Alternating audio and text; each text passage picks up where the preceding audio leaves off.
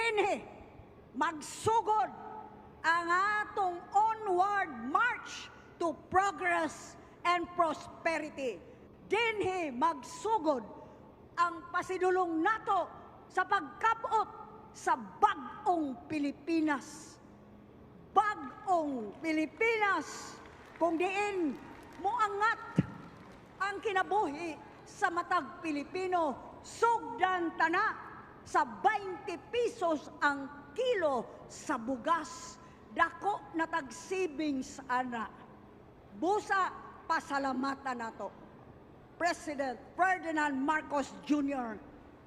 iyang gituman ang iyang saad. Niya na, mapalit na. Human sa eleksyon, Mayo 13, linya na mudaan. Kay nakaset up na na. Kinsay buot, mo palit ni ining 20 pesos ang kilo sa bugas. Kamo di mong palit? Wa mo'y labot ron. Kamo dito, gusto mong palit?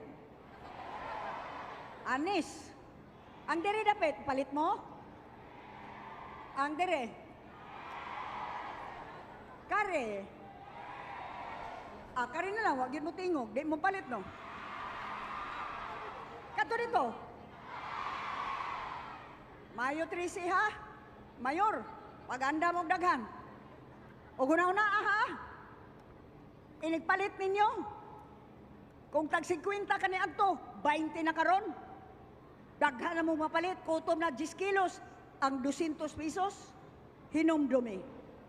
Karong adlawa, Mayo 5. Dinhi, kuyog gayod kanato. Ang tao nga mituman sa iyang saad, og siya, pinagi niini, ang dala og mohatod kanato sa atong gidamgo nga bag-ong Pilipinas. Mr. President,